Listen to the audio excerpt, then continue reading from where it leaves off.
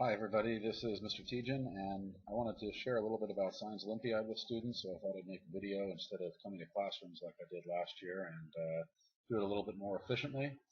Science Olympiad is a club team activity that we did at LHS for the first time last year. Here's some other teams that I've coached in the past.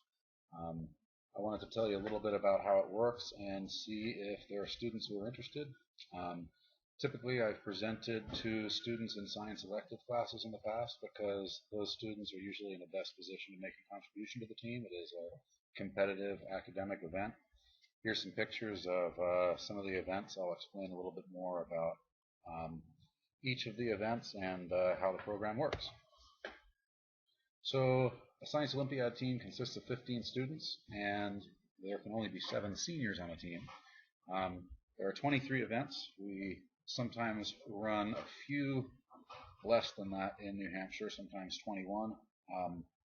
Most students are in 2 or 3 events, and most events are 2 people. So for instance, at the bottom of the screen here, you can see 2 girls working on an event called Magnetic Levitating Vehicle, and here is 2 students working on an event which happens to be called Boom Believer, in which you engineer a structure to support a weight. Typically, there are invitational tournaments, regional tournaments, and state tournaments. New Hampshire is a small state, and so we just have a state tournament right now. It is actually on March 27th this year at St. Anselm College. We competed there last year on March 12th, and that was the first time, like I said, that LHS had a team. This year we're planning on hosting an invitational tournament here at LHS on the second Saturday in February. It's sort of like a academic track meet, STEAM track meet it says there, which stands for Science, Technology, Engineering, Art, and Mathematics. And we compete with other students from other teams, and you can win individual medals that way. You might see a trophy plaque in the hallway that shows some of the medals individuals won last year, but we also can try to place as a team. First place teams proceed to nationals. So we want to be able to do science well, be competitive, and have a good time doing it.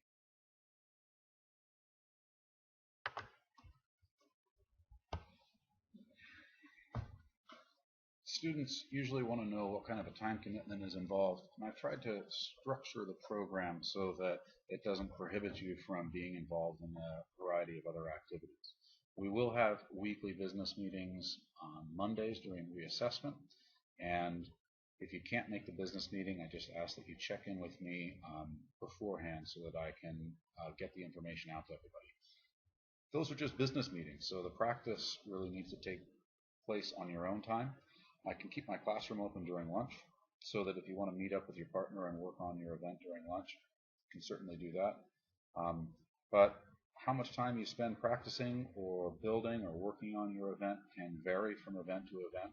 I'd say trying to set aside an hour or 2 a week is probably a reasonable amount of time in order to begin to be competitive at the tournament. The more time you can put into your events, the higher the chance there is that you're going to win gold, silver, or bronze at a tournament.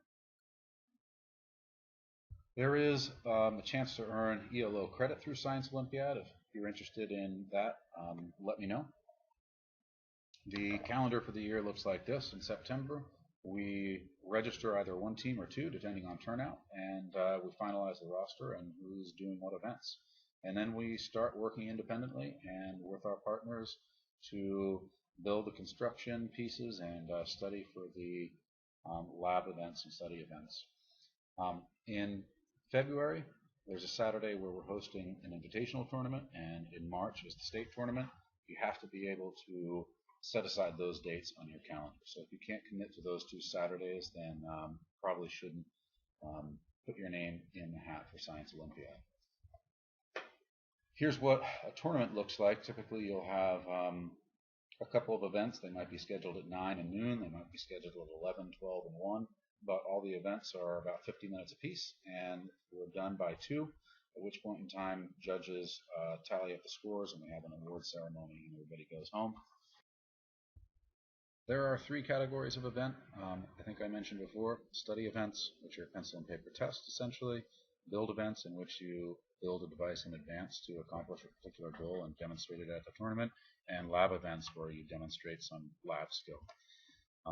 The study events for 2017 are listed here, and I can give more details about these events if you come to the informational meeting. I can answer any questions you have about them. But there is a list of study events. Here's the build events, which range from robotics to vehicle construction to engineering, things like towers and wind turbines. And then finally, the lab events. You can see a list of things here, and a lot of these events need some explaining.